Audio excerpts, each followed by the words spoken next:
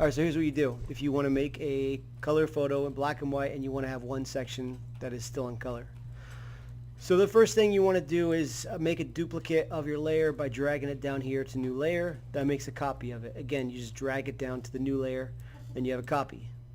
On the copy, make sure it's selected. You're going to create a filter by clicking on this little circle button right here.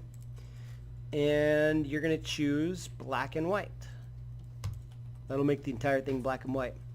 And what it does is it puts this mask right here, which means all the parts that are white will have the filter applied to it.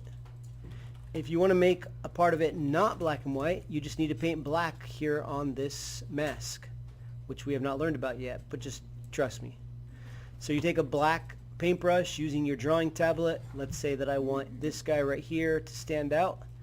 By painting black on him, you will put color on him because it's hiding the filter on him. It's making that part of the photo not have a filter applied to it. And once you're done, you can save this as a JPEG and you're good to go. That's it. Thanks for watching. Like and subscribe.